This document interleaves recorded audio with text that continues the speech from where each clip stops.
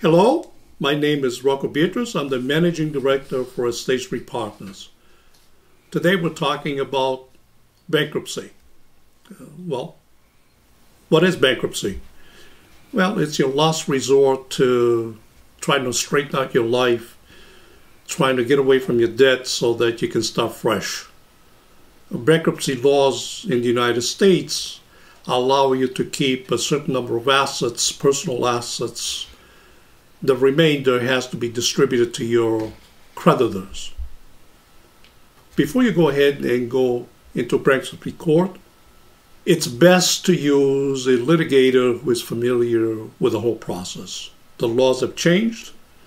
It's not so easy to go through bankruptcy. You'd be interested in knowing the United States is the only place that allows bankruptcy, a fresh start. France, Germany, Italy, they don't allow that kind of stuff. You have to pay your debt. You created a debt, you got to pay it. Chapter 13 is when circumstances beyond your control, a catastrophe, a fire, a flood, beyond your circumstances to be able to control. You file bankruptcy protection to allow you enough time to be able to repay your creditors. Chapter 7 is when you claim that you don't have any income coming in sufficient enough to be able to pay your creditors in any way, shape, or form. In that case, bankruptcy court looks for a listing of secured and unsecured credit. Secured credit, your house, your mortgage, less the value of the house. The mortgage is usually subrogated by the property. Therefore, that is the collateral. Now, in situations where your collateral is less than what you owe and you don't have a way of paying the debt, you claim bankruptcy. Unsecured credit, credit cards.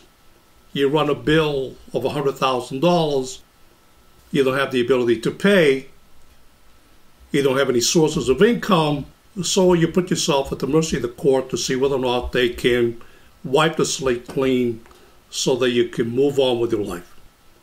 But bankruptcy filings have become very tense. They have changed the laws. It's not easy to get in, not easy to get out, but all your assets are at risk.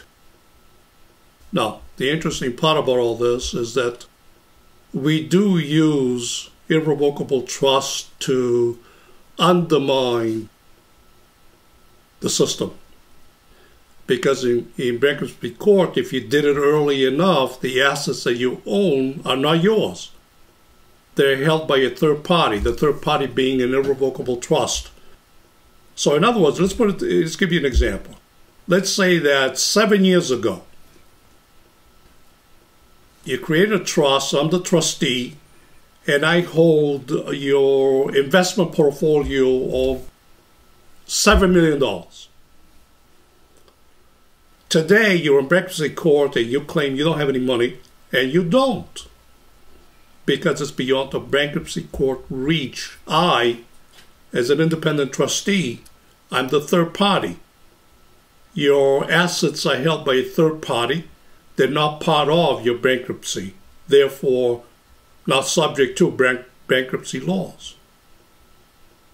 For this issue and others, please visit our website, ultratrust.com.